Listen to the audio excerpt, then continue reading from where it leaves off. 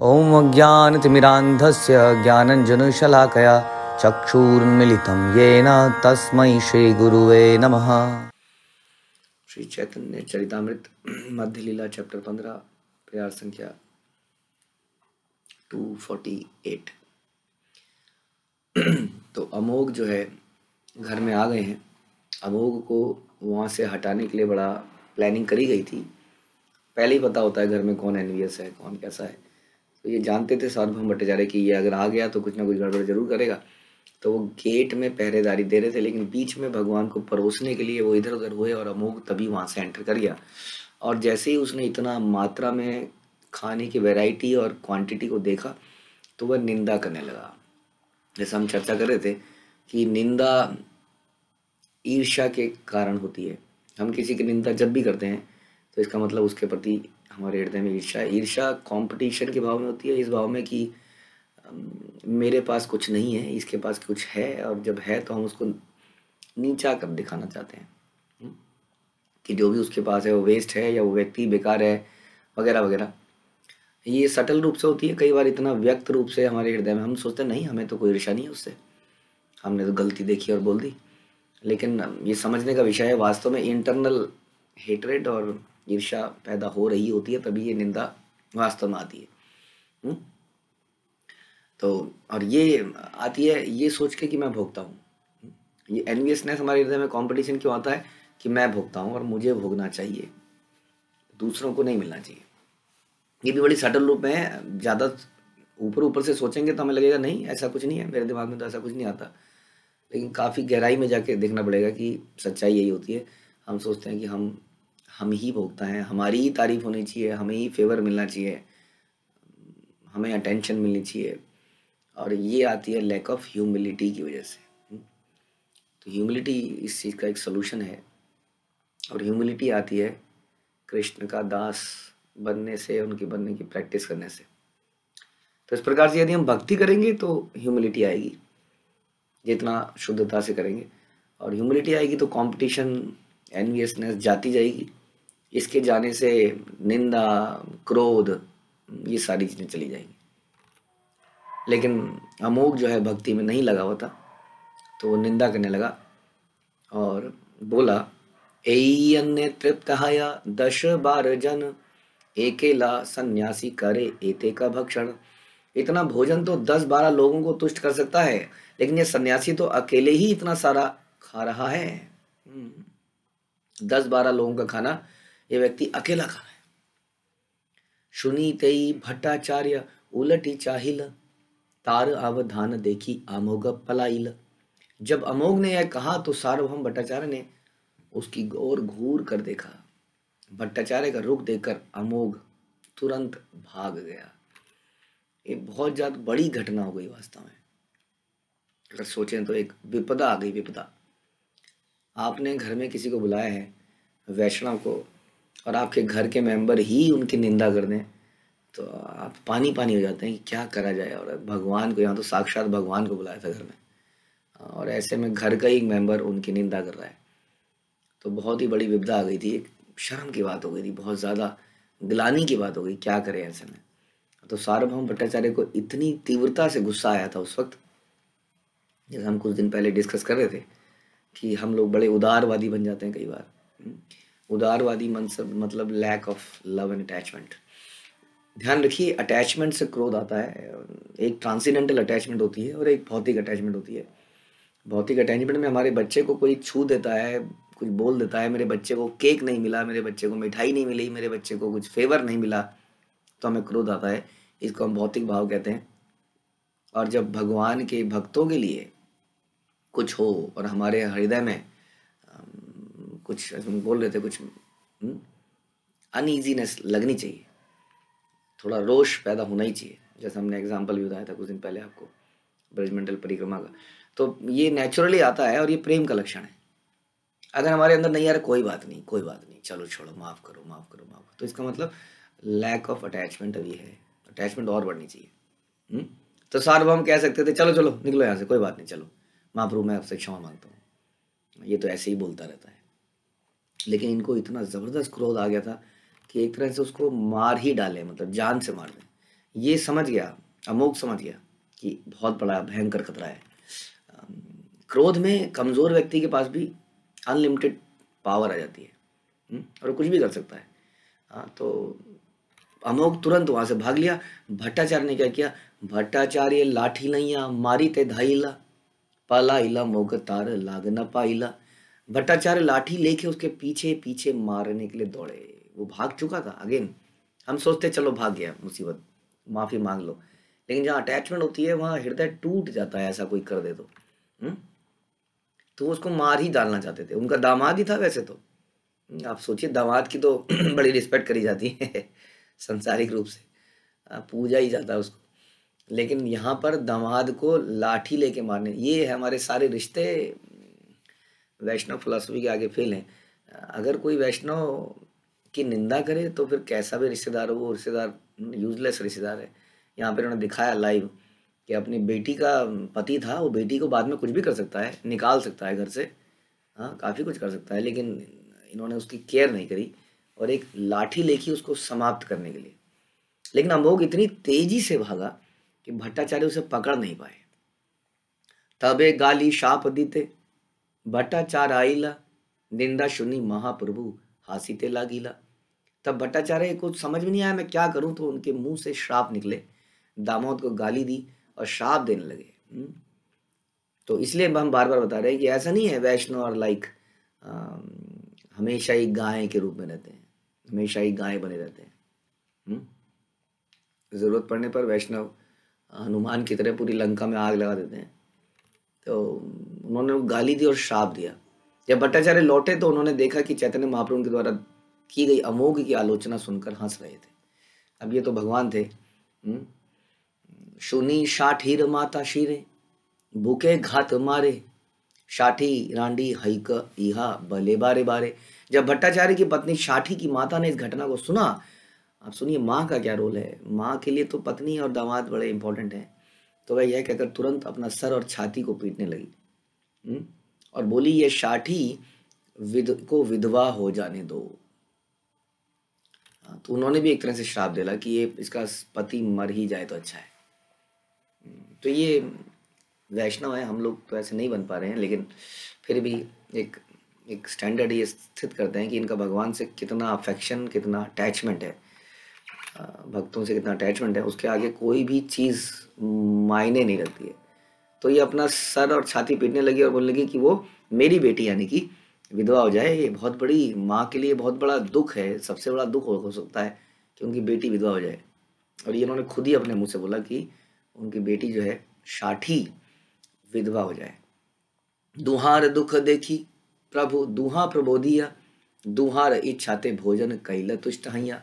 पति पत्नी दोनों के शोक को देखकर चैतन्य महाप्रभु ने उन्हें सांत्वना दिलाने का प्रयास किया। चैतन्य महाप्रभु ऐसा बिहेव कर रहे थे जैसे कुछ हुआ ही ना हो, ताकि ये लोग थोड़ा नॉर्मल रहे।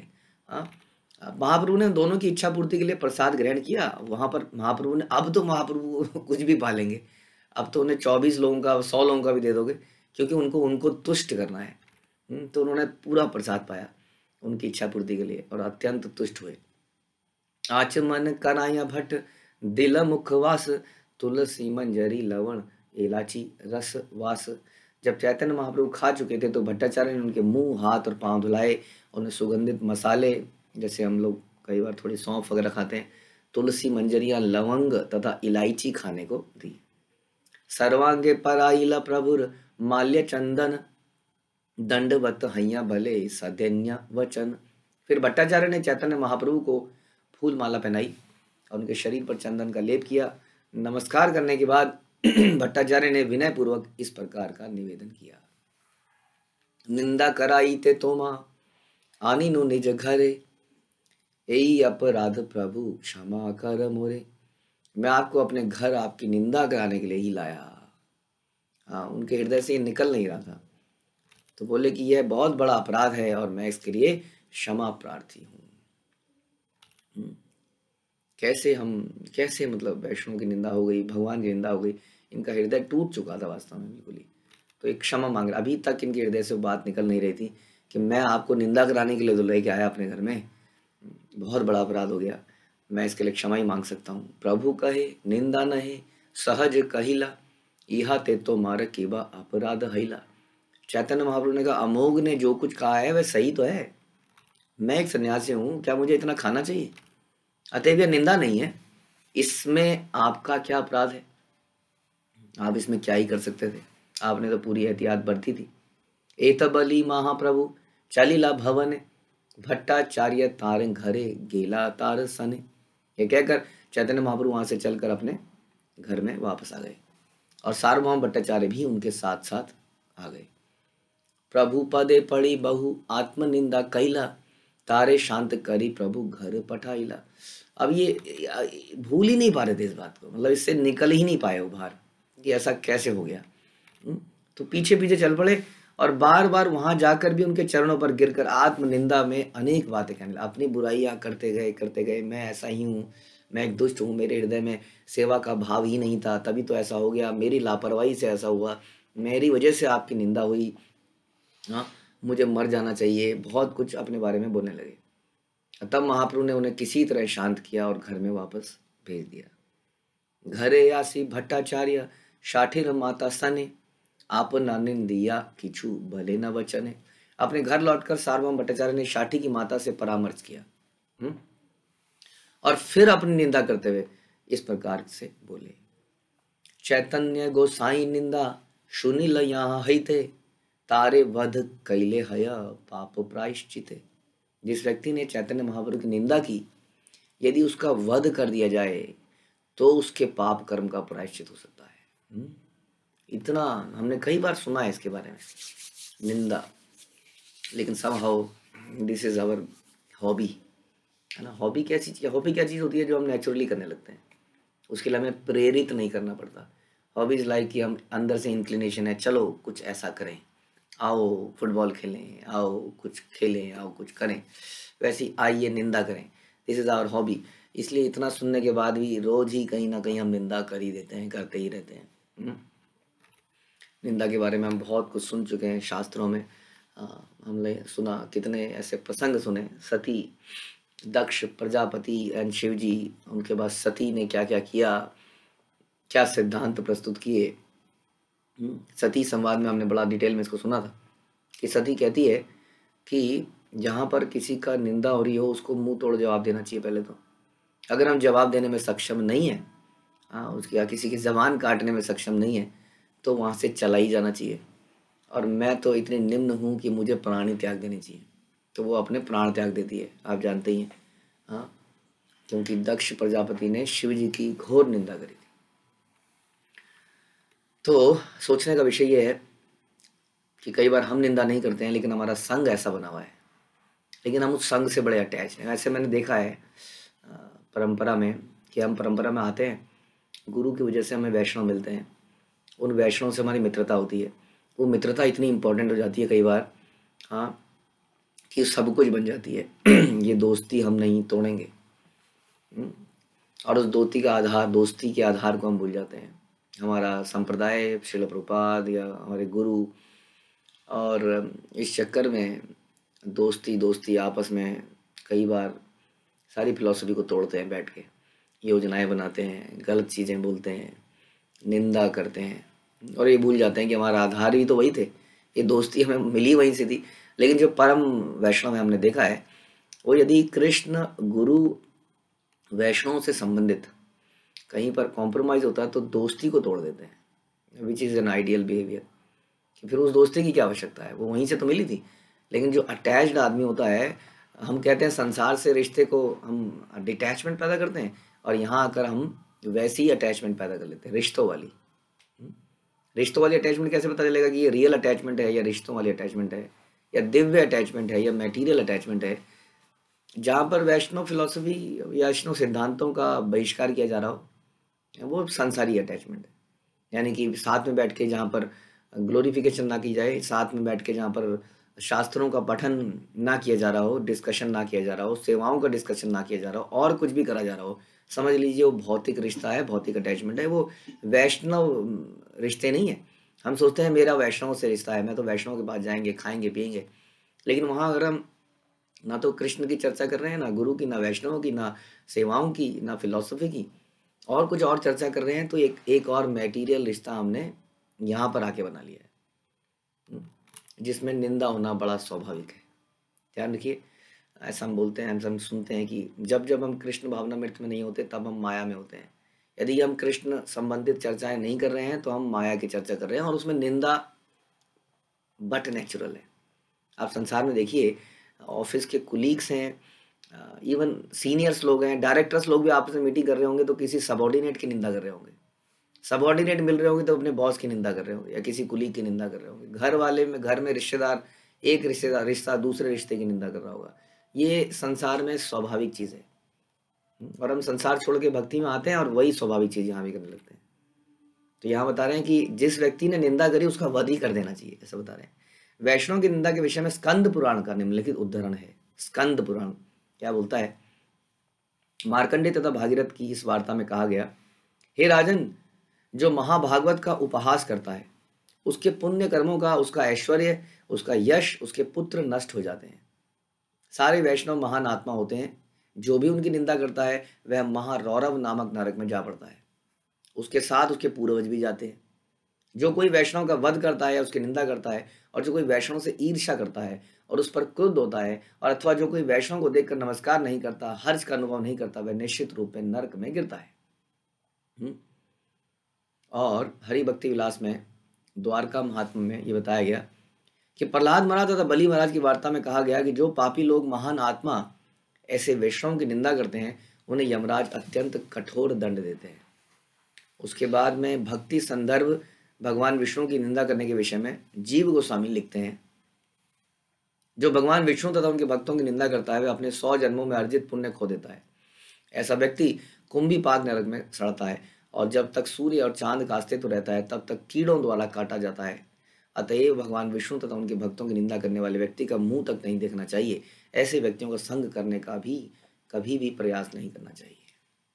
और फिर जीव गोस्वामी लिखते हैं फर्दर भक्ति संदर्भ में, यदि भगवान के भक्त की निंदा सुनकर मनुष्य वहां से तुरंत हट नहीं जाता तो वह अपनी भक्ति से पतित हो जाता है। ये बात तो इम्पोर्टेंट है हमारे लिए एटलीस्ट, क्योंकि गलती से हमारे ऐसे कुछ मित्र बन गए हैं जो हमेशा निंदा करते हैं, और यदि हमने उनको मित्र बना ही रखा है तो हमारा भक्ति में बहुत जल्दी पतन हो जाएगा। आप देखेंगे कि आपका भक्ति से मन हट जाएगा, चैंटिंग नहीं करेंगे, नींद आने लगेगी हर चीज़ों में, और यात्राओं में आप जा नहीं पाओगे, कुछ ना कुछ अवरोध आ जाएंगे, स्वास्थ्य में कुछ समस्याएं आ जाएंगी। यानी कि भक्ति में चारों तरफ से कुछ कुछ कुछ कुछ होता रहेगा, और धीरे धीरे हमारे हृदय में कुछ कुछ खराब चीज़ें आने लगेंगी और हमारा पतन हो जाएगा, ऐसा लिखा है यहाँ पर। यदि भगवान या भक्त की निंदा सुनकर मनुष्य वहाँ से तुरंत हट नहीं जाता। ध्यान रखिए, बताया तो ये गया है, देखिए ये आ गया शिव जी की पत्नी सती श्रीमद् भागवत 4 कैंटो 4 अध्याय 17वें श्लोक में कहती है, यदि कोई किसी गैर जिम्मेदार व्यक्ति द्वारा धर्म के स्वामी तथा नियंता की निंदा होते सुनता है तो उसे चाहिए कि अपने कान बंद कर ले, और यदि उसको दंड नहीं दे सकता तो वहां से चला जाए। यानी कि दंड देना भी उचित व्यवहार है यहाँ पर, यदि आप दंड दे सकते हैं। कई बार हमारे सीनियर लोग वहां बैठे हैं तो हम दंड तो नहीं दे सकते। हाँ, ऐसा भी हो सकता है कि सो कॉल्ड सीनियर हमारे सामने निंदा कर रहे हैं, तो जूनियर अगर अपनी भक्ति को बचाना चाहता है तो वहां से तुरंत निकल ले, भाग ले। यदि वो ऐसा दंड नहीं दे सकता तो वहां से चला जाए, किंतु यदि वह उसका वध कर सकता हो तो उसे चाहिए कि बलपूर्वक उसकी जीभ को काट ले, हाँ, और अपराध करने वाले को मारने के बाद अपना भी प्राण त्याग दे। इतना कितना बोला गया है, जीभ ही काट दे उसकी बलपूर्वक, और यदि नहीं कर सकता है तो फिर अपने ही प्राण त्याग दे, जीवित ना रहे। इतना इम्पोर्टेंट है। लेकिन क्या करें हम, जैसे कहते हैं ना कि मूर्ख व्यक्ति हमेशा उछल के जाता है जहाँ समझदार व्यक्ति पाँव रखने से भी घबराता है, क्योंकि उसको पता ही नहीं इससे क्या हो सकता है। मैंने आपको लक्षण बताए, लक्षण यही है। आप आंख बंद करके देखिए कितने सारे भक्तों के प्रति आपके हृदय में कुछ ना कुछ आता रहता है। ये लक्षण पतन के हैं। क्या हमें साधना करने में आलस आ रहा है? क्या हमें जल्दी उठने में आलस आ रहा है? ये भी लक्षण पतन के हैं। क्या हमें भक्ति करने में उत्साह कम हो रहा है? भक्तों के साथ में कहीं जाने में, रहने में थोड़ी सी बेचैनी सी हो रही है? नहीं साथ में नहीं, इतने सारे लोग, भीड़ भक्का, भीड़ है, ये तो भीड़ है। भक्तों के संग को क्या हमें भीड़ दिख रही है? भीड़, ये भी एक लक्षण है। क्या हमेशा किसी ना किसी कारण से कुछ ना कुछ छूटता जा रहा है? ये भी एक लक्षण है। तो ये सोचना चाहिए कि हमारे अंदर, यानी कि या तो मैं निंदा कर रहा हूँ या कर रही हूँ, या मैं निंदकों के साथ हूँ। कोई प्रॉब्लम नहीं, हमें कोई दिक्कत नहीं है। थोड़े दिनों में भगवान अपने आप ही सब कर देंगे। अपने आप ही हम अपने आप को दूर पाएंगे वैष्णव से। ये हमारा ही नतीजा है। हम ब्लेम करते हैं, ऐसा मेरे साथ क्यों हो रहा है, भगवान मेरे साथ ऐसा क्यों कर रहे हैं, ये क्यों हो रहा है? उसका वो मेरे ही कर्मों का फल है। जैसा शास्त्र बता रहे हैं कि आपने पहले बहुत ऐसा करा है, इस कारण से अब आप धीरे धीरे साइड लाइन होते जा रहे हो, आपको हटाया जा रहा है। ये भगवान की योजना है, और भगवान इसमें बहुत सीरियस है, ध्यान रखिए, very serious. Krishna will not allow this to happen. वो धीरे धीरे ऐसा करेंगे ही। किंवा निज प्राण यदि करी विमोचन, दुई योग्य नहे दुई शरीर ब्राह्मण। सार्वभौम भट्टाचार्य ने आगे कहा, अथवा यदि मैं अपने प्राण त्याग दूं तो इस पाप कर्म का प्रायश्चित हो सकता है, या तो उसका वध कर दूं। दोनों डिस्कस कर रहे हैं ये, शाठी की माता और सार्वभौम भट्टाचार्य डिस्कस कर रहे हैं, कह रहे या तो उसके प्राण त्याग दें, उसको उसको उसको वध कर दें, या मैं अपने प्राण त्याग दूं। किंतु इन दोनों में इनमें से दोनों विचार उपयुक्त नहीं लगते, क्योंकि दोनों शरीर ब्राह्मणों के हैं। लेकिन ऐसा नहीं कर रहे कि उसको दंड दे, उसको मारने के लिए लाठी लेके दौड़े थे। अब जरा सोच रहे हैं कि वध करना तो थोड़ा ज्यादा हो जाएगा। तो क्या किया जाए? पुनः से निंद केर मुख ना देखी बा, परित्याग कैलू तार नाम न लई बा। इसके बजाय मैं उस निंदक को आप कभी उसका मुंह ही नहीं देखूंगा जिंदगी में। मैं उसका परित्याग कर रहा हूँ, उससे सारे संबंध तोड़ रहा हूँ, अब मैं उसका नाम तक नहीं लूंगा। ही इज दामाद, सन इन लॉ, उसका परित्याग कर दिया है, जैसा हम बता रहे थे। लेकिन हमसे हमारे रिश्ते नहीं टूटते हैं। ये तो मेरी दोस्त है बचपन की। क्यों? बड़ी गहरी दोस्ती है, क्योंकि हमने बैठ के कई सारे वैष्णव की निंदा करी है एक साथ। तो कैसे हम इसको त्याग सकते हैं? ध्यान रखिए, दोनों तीनों चारों जो भी ऐसे हैं, भगवान अपना एक्शन जरूर लेंगे एक दिन। यहाँ पर तो सार्वभौम भट्टाचार्य ने रिश्ता ही तोड़ दिया, मुंह तक नहीं देखूंगा, नाम तक नहीं लूंगा। शाठीर कहे तारे, छाड़ुक से हैल पतित, पतित हैल भरता त्यजिते उचिता। मेरी पुत्री शाठी से कहो कि वह अपने पति से संबंध तोड़ ले, क्योंकि वह पतित हो चुका है। जब पति पतित हो जाए तो पत्नी का कर्तव्य है कि उसे संबंध विच्छेद कर ले। ऐसा प्रभुपाद ने कई जगह परपट्स में लिखा है कि पत्नी का संबंध, पत्नी का ये धर्म बनता है कि वो पति की सेवा करे हर हाल में, जब तक कि पति पतित ना हो जाए, उसको उसकी भक्ति से रोके नहीं। जब पति ऐसा हो जाए कि तेरे को नहीं करने दूंगा करके दिखा, तब जो है, क्योंकि हमारा जीवन में हमारा मुख्य उद्देश्य भगवान की भक्ति करना है, तो यदि ऐसी स्थिति हो जाए तब प्रभुपाद कहते हैं कि भक्ति को ही सेलेक्ट करना चाहिए, अपनाना चाहिए। लेकिन इसका मतलब ये नहीं कि एट स्लाइटेस्ट चीज़ में हम छोड़ दें। ऐसा देखा गया है कि यदि हम पेशेंस से काम लें तो बड़े बड़े लोगों के हृदय बदल जाते हैं। ऐसा देखा गया है, कुछ सालों में लोगों के अंदर फेवरेबल एटीट्यूड आता है। शुरू में उन्हें लगता है, क्योंकि जनरली पति को लगता है कि I am the controller of पत्नी, ये किसी और की बात कैसे सुन सकती है, मेरी बात ना सुन के किसी और की बात सुन रही है। और पत्नी को लगता है ये मुझे समय न देके कहीं और समय बिता रहा है इतना सारा। तो ये डिफरेंसेस शुरू में रहते हैं। धीरे धीरे जब हम भक्ति में आगे बढ़ते हैं और पेशेंटली बड़े ही सौम्य व्यवहार प्रदर्शित करते हैं, अंडरस्टैंडिंग डेवलप करते हैं, तो ऐसा देखा गया है कि सब लोगों का मन बदल जाता है। तो ये जो स्टेप लिया जाता है, ये rarest of the rare situation में लिया जाता है। जैसे कि यहाँ पर हो गई है, यहाँ पर तो वो निंदा करने पे उतारू हो गया ज़बरदस्त तरीके से। और दंडित कर नहीं सकते। कई केसेस में तो दंडित कर सकते हैं। अब ये कह रहे हैं मैं क्या दंडित करूँ इसको, अब लाठी लेके तो भागा था तो भाग ही लिया, तो अब इससे मुँह ही तोड़ लेता, मुँह ही मोड़ लेता हूँ। और अपनी बेटी को भी सिखा रहे हैं कि बेटी तू भी, क्योंकि ये इतना बड़ा निंदक है, इसके तो आसपास रहना भी खतरनाक है, क्योंकि ये निंदा करेगा, हम भी उसके भागीदारी बनेंगे, कहीं ना कहीं हम भी बैठ के सुन ही लेंगे उसको किसी ना किसी दिन, है ना। कभी ना कभी वो बोलेगा, कितनी बार उसको मारा जाएगा, पीटा जाएगा, रोका जाएगा। जो हमेशा निंदा कर रहा है, हमेशा निंदा कर रहा है, हम उसके साथ रह के जाने अनजाने में न जाने कितनी बार उस निंदा को सुन लेंगे और अपराध कर देंगे। इसलिए बोल रहे हैं अपने पति से संबंध तोड़ ले। जब पति पतित हो जाए तो पत्नी का कर्तव्य है कि उससे संबंध विच्छेद कर ले। सार्वभौम भट्टाचार्य ने विचार किया कि अमोघ को मार डाला तो ब्राह्मण वध का पाप लगेगा, उसी कारण से भट्टाचार्य के लिए भी आत्महत्या करना भी पापमय कारण होगा, और दोनों में से कुछ भी स्वीकार नहीं है, तो बेस्ट क्या है, संबंध ही तोड़ ले, मुख को कभी ना देखें। जहां तक ब्राह्मण के शरीर का वध है, ब्रह्म बंधु जो ब्राह्मण पिता से जन्मा है किंतु ब्राह्मण गुणों से विहीन है, उसके बारे में कहा गया है।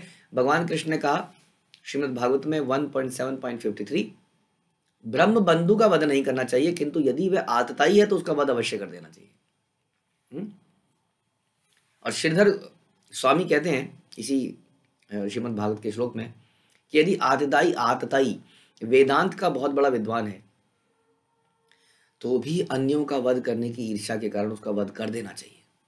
ऐसी दशा में ब्राह्मण का वध का पाप नहीं लगेगा। ब्रह्म बंधु के लिए जिन दंडों की संस्तुति की गई है वो है सर के बाल मुड़ा देना, उसकी संपत्ति छीन लेना, उसे घर से निकाल देना। उसके शरीर का वध करने के लिए कोई आदेश नहीं है। आपको याद होगा कि अश्वत्थामा के साथ ऐसा ही किया गया था। अश्वत्थामा को दंडित करना था, लेकिन द्रौपदी ने कहा एक तो ये ब्राह्मण है, फिर हमारे गुरुओं का, द्रोणाचार्य इत्यादि का बेटा है, हमारे लिए पूजनीय है, तो उसके बाल वाल काट लिए गए, उसकी मणि उसके सर से निकाल ली गई और इस तरह से उसको भगा दिया गया, निकाल दिया गया। इस तरह से उसको दंडित किया गया था। सार्वभौम भट्टाचार्य की पुत्री शाठी के लिए सलाह दी गई कि वह अपने पति से संबंध विच्छेद कर ले। श्रीमद् भागवत में बोला गया, जो अटल मृत्यु से अपने आश्रितों को मोक्ष ना दिला सके वह पति नहीं पतित है। जो अटल मृत्यु से, जन्म मृत्यु से अपने आश्रितों को मोक्ष ना दिला सके, जैसे कहते हैं ना, गुरु न सस्यात्, पिता न सस्यात्, माता न सस्यात् इत्यादि, वही बता रहे हैं श्रीमद् भागवत में फिर से 5.5.18 में।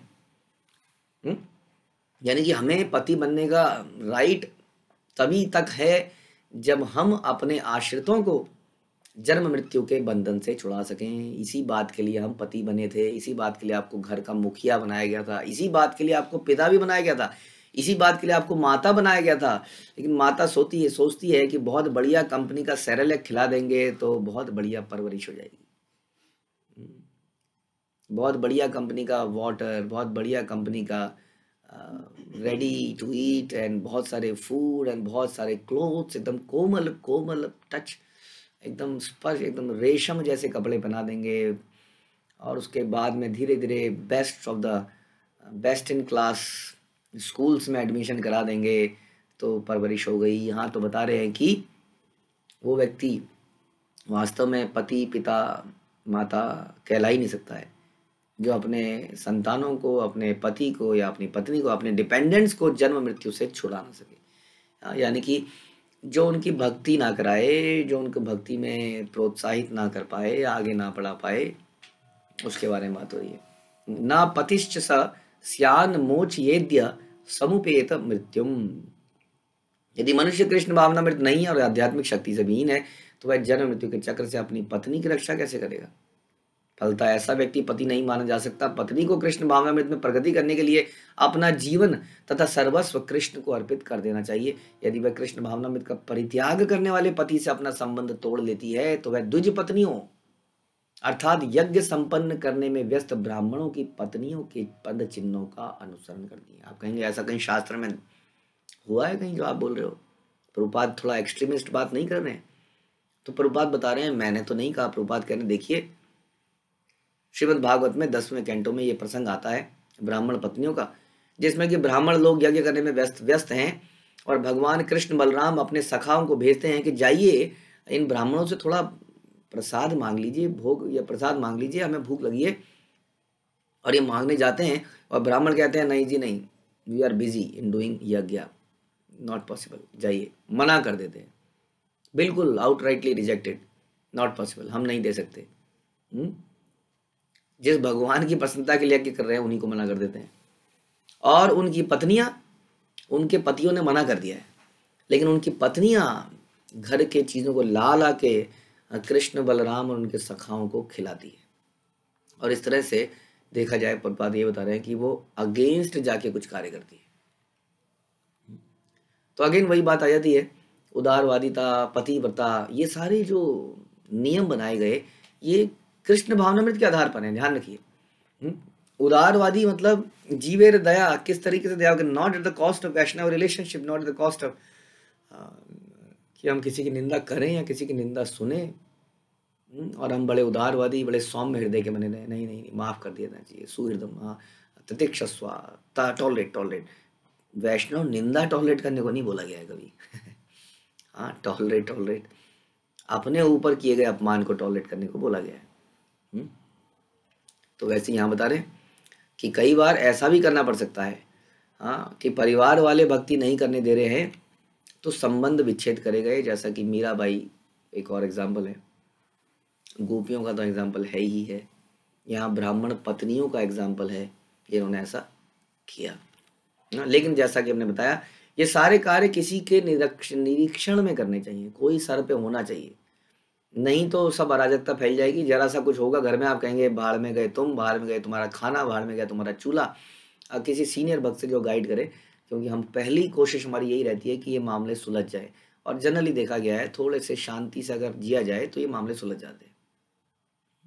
लेकिन कई ऐसे केस हैं जिसमें कभी नहीं सुलझते हैं। ऐसे में ये नहीं करना कि अपनी भक्ति को त्याग देना है, भक्ति को ना त्याग के ऐसे rarest of the rare case में उन रिश्तों को त्यागने की यहाँ पर ये दोनों बात कर रहे हैं, सार्वभौम भट्टाचार्य और उनकी पत्नी। तो ऐसी पत्नी को अपने पति से संबंध विच्छेद करने के लिए भर्त्सना नहीं की जानी चाहिए। और भर्त्सना तो लोग करेंगे ही, लेकिन भर्त्सना हमें सहनी चाहिए। श्रीमद् भागवत में द्विज पत्नियों को विश्वास दिलाया भगवान कृष्ण ने 10.23, 31-32। मेरी प्रिय द्विज पत्नियों, ब्राह्मण पत्नियों, तुम सब विश्वस्त रहो कि तुम्हारे लौटने पर तुम्हारे पति तुम्हारा तिरस्कार नहीं करेंगे, न ही तुम्हारे भाई, पुत्र अथवा पिता तुम्हें स्वीकार करने से मना कर देंगे, क्योंकि उन्होंने बेसिकली अपने पतियों के अगेंस्ट में जाके भगवान की सेवा कर दी।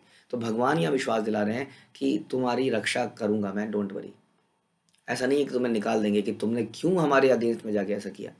तो भगवान ने उन्हें विश्वास दिलाया, गो बैक, तुम्हें स्वीकार कर लिया जाएगा, क्योंकि तुम मेरी भक्त हो। अतः न केवल तुम्हारे संबंधी प्रत्युत सामान्य जन तथा देवगण भी तुमसे संतुष्ट रहेंगे। मेरे लिए दिव्य प्रेम शारीरिक संबंध पर निर्भर नहीं है, प्रत्युत जिस किसी का मन मुझ में मग्न है वह अति शीघ्र निश्चित रूप से मेरे शाश्वत संगी के रूप में तौर पर मेरे पास आ जाएगा। इसलिए कुछ समय के लिए हो सकता है हमें निंदा सहन करनी पड़े। मोस्ट ऑफ द केसेस में ऐसा देखा गया है कि जो लोग निंदा कर रहे थे हमारी, वो लोग धीरे धीरे समझ जाते हैं। वैसे कई निंदक तो अक्सर नीचे गिर ही जाता है, समाप्ति हो जाता है, लेकिन सामाजिक रूप से भी जो लोग निंदा कर रहे हैं धीरे धीरे उन्हें समझ में आता है, अरे नहीं नहीं नहीं, ये केवल कठिन तपस्या, हार्ड कोड नहीं है, ये बहुत सारी सेवाएं करते हैं, ये समाज में बहुत सारे सुधार का कार्य कर रहे हैं, ये केवल नाचने गाने वाले लोग नहीं है, ये बहुत मदद करते हैं समय आने पर लोगों की, उनके हृदयों को सुधार रहे हैं, उनके कष्टों को भी मिटा रहे हैं। धीरे धीरे समझ में आता है, बट प्रारंभ में हमें निंदा भी सहनी पड़ती है। तो अपनी निंदा तो हमें सहनी चाहिए। पतिम च पतिम त्यजेत, यदि पति पतित हो जाए तो उससे संबंध तोड़ लेना चाहिए। यह उद्धरण स्मृति शास्त्र का है, जो कि भागवतम में फिर से बताया गया 7.11.28 में। जो पत्नी संतुष्ट रहती है, जो लालची नहीं है, जो दक्ष है, जो धर्म के सिद्धांत को जानती है, जो प्रिय तथा सत्य भाषण करती है और मोहग्रस्त नहीं होती है, जो सदैव स्वच्छ रहती है, स्नेहमयी है, उसे अपने पति की आज्ञाकारिणी होना चाहिए, जो पतित नहीं है। ये एक पत्नी के क्या करना चाहिए, पत्नी को क्या करना चाहिए वो बताया जा रहा है यहाँ पर। क्या करना चाहिए? जो संतुष्ट रहती है, यानी अरे कितना हैंडसम लड़का जा रहा है, वाह। दूसरों की हैंडसमनेस को देखते तो पति तो वहीं पर हो गई जिसने ऐसा सोच लिया। तो जो संतुष्ट है अपने पति से, जो भी, और ना केवल उसके सौंदर्य से, बल्कि जिस भी स्थिति में उसने रखा हुआ है, उसने 1 BHK में रखा हुआ है तो संतुष्ट है, उसने किराए पे रखा हुआ है तो संतुष्ट है, वो एक टाइम खाना प्रोवाइड कर पाता है तो भी संतुष्ट है। तो जो पति पत्नी संतुष्ट रहती है, लालची नहीं है, सुनो जी ये चाहिए, अब ये चाहिए, तुम्हारी सैलरी बढ़ी है ना, इसमें ये चाहिए। जो दक्ष है अपने कार्यों में, प्रसाद बनाने में, सफाई करने में, बच्चों की देखरेख में, जो भी काम है उसमें दक्ष है, सेवा करने में, जो धर्म के सिद्धांत को जानती है, मुझे पराये पुरुष से किस प्रकार बात करनी चाहिए, किस तरह से अपने आप को लज्जा में रखना चाहिए, कैसे वस्त्र पहनने चाहिए, कैसे मुझे स्वयं भक्ति में लग के बड़े ही सफाई से घर में ऑल्टर लगाना चाहिए, भोग लगाना चाहिए और अपने पति की इस प्रकार से भक्ति में मदद करनी चाहिए। तो धर्म को जानती है, जो प्रिय और सत्य भाषण करती है, ऐसा भाषण नहीं करती है कि सुनते ही रोंगटे खड़े हो जाएं, तेरी तो मैं अभी करता हूँ, बदतमीज। कई बार कोई व्यक्ति ऐसा होता है, बिना गुस्सा करे कुछ ऐसी बात बोलता था कि सामने वाले की मिर्चियां तर तर तर तर तर तर, वो मिर्ची तलते हैं ना कई बार तेल में, तो चल करती है ना आवाज। कई लोगों के अंदर ऐसी क्वालिटी होती है या बैड क्वालिटी होती है कि वो एक शब्द निकालते हैं मुंह से और ऐसी मिर्ची लगने लगती है। तो ऐसा गुण नहीं होता है स्त्री में। प्रिय है, सत्य भाषण करती है, मोहग्रस्त नहीं होती, नहीं करती है।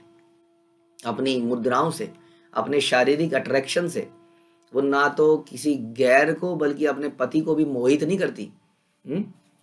कि पति जा रहा है किसी सेवा में, उसके गले में हाथ डाल दिया, कहाँ जाते हो, बहुत दिनों से आपने मुझे देखा नहीं, और पति बेचारा पागल हो गया और वहीं पे डूब गया, उसकी सेवा विवाह सब छूट गई। वो धर्म के सिद्धांत को जानती है। तो मोहित ना तो मोहग्रस्त होती है ना करती है, सदैव स्वच्छ रहती है। स्वच्छता के ऊपर तो बहुत डिस्कशन करा जा सकता है, मन से, विचारों से, केवल अपने पति को ही पति मानती है वास्तव में। स्वच्छ रहती है और स्नेहमयी है, बड़ा स्नेह है उसके अंदर सबके प्रति, ये नेचुरल क्वालिटीज हैं। तो उसे अपने पति की आज्ञाकारिणी होना चाहिए। लेकिन आखिर में बोला गया जो पतित नहीं है। पतित हम किसको कह रहे हैं? पतित हम इसको कह रहे हैं जो धर्म को नहीं मानता, जो वैष्णव को नहीं मानता, जो भगवान को नहीं मानता, उनकी निंदा करता है, वो पतित है। अदरवाइज उसको आज्ञाकारिणी होना ही चाहिए, ऐसा यहाँ बताया जा रहा है। तो ये सारे डिस्कशन दोनों के हो गए। और उसके बाद में क्या हुआ, अब इन लोगों ने काफ़ी कुछ श्राप दे डाले हैं, पीछे भागे हैं, ये तक बोल दिया है कि हमारी बेटी जो है विधवा ही हो जाए। तो बड़ा घोर है ना। वैष्णव, देखिए श्राप तो कलयुग में नहीं लगते हैं, लेकिन वैष्णव की इच्छा को पूरा करने के लिए भगवान जरूर प्रयास करते हैं। तो वैष्णव के हृदय से यहाँ कुछ बुरा निकला था उस व्यक्ति के लिए। और क्या होगा उस व्यक्ति का हश्र क्या होगा, ये चीज़ सोचने का विषय है, हमारे लिए सीखने का विषय है। कहीं हम भी किसी दिन भक्ति से उखाड़ के फेंक ना दिए जाएं। ये बड़ा इंपॉर्टेंट है कि बड़ी मुश्किल से हमने इस भक्ति को पाया है। सोचिए या हमसे दूर चली गई तो क्या होगा हमारा। इसलिए डराने का विषय नहीं है, ये रियल घटना है, आप जानते हैं चैतन्य चरितामृत, ये सीखने का विषय। तो आगे सुनेंगे कि अमोघ के साथ क्या होता है। श्री चैतन्य चरितामृत की जय, श्रील प्रभुपाद की जय, कृष्णदास कविराज की जय।